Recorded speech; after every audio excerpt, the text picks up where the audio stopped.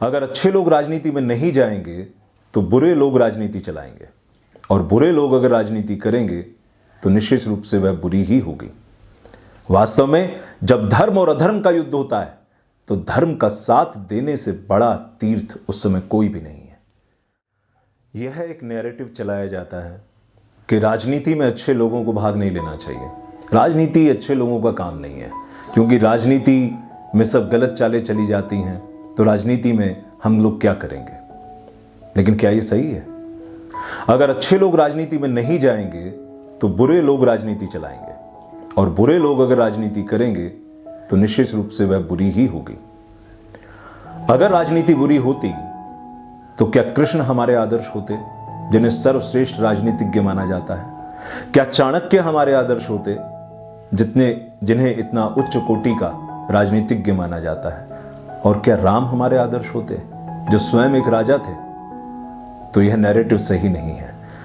इसको हम इस बात से भी समझ सकते हैं कि महाभारत के युद्ध में दो योद्धाओं ने भाग नहीं लिया था। एक स्वयं श्री कृष्ण जी के भाई बलराम। जब पांडवों और कौरवों में युद्ध की ठन गई तो बलराम ने कहा कि भीम और दुर्योधन दोनों ही मेरे शिष्य रहे हैं, दोनों को मैंने ही गदा युद्ध सिखाया है, इसलिए मैं किसी एक के पक्ष में युद्ध नहीं कर सकता। और वे तीर्थ यात्रा पर चले गए।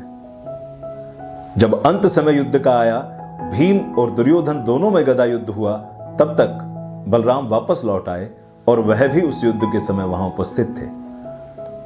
जब कोई पार भीम का दुर्योधन पर नहीं चला, क्योंकि हम जानते हैं कि दुर्योधन को गांधारी का वरदान था कि जंघा को छोड़कर, यानी नीचे जो जंघा है उससे ऊपर कोई भी अस्त्र शस्त्र दुर्योधन पर प्रभाव नहीं करेगा।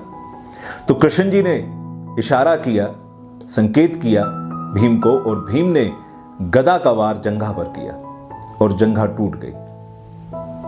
बलराम यह देखकर क्रोधित हो गए और मारने के लिए दौड़े और कहा कि क्या मैंने तुम्हें यही सिखाया है? क्या यही धर्म है?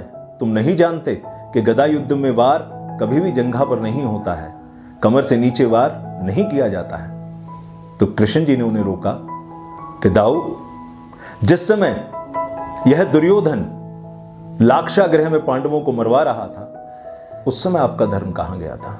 उस समय आप धर्म की रक्षा करने के लिए आगे क्यों नहीं बढ़े?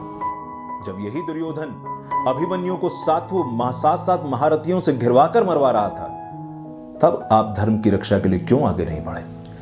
उस समय आप तीर्थ पर चले गए थे। वास्तव में जब धर्म और अधर्म का युद्ध होता है तो धर्म का साथ देने से बड़ा तीर्थ उस समय कोई भी नहीं है। उस समय आपने अपने कर्तव्य का पालन नहीं किया। तो आज आप कैसे इस युद्ध के बीच में आ सकते हैं? अब जो कुछ भी होगा वही नीति मानकर आपको स्वीकार करना पड़ेगा। बलराम कुछ नहीं कह सके। तो याद रखिए, जब भी धर्म युद्ध होता है तो हमें धर्म के पक्ष में खड़े होना होता है, वही हमारा कर्तव्य है।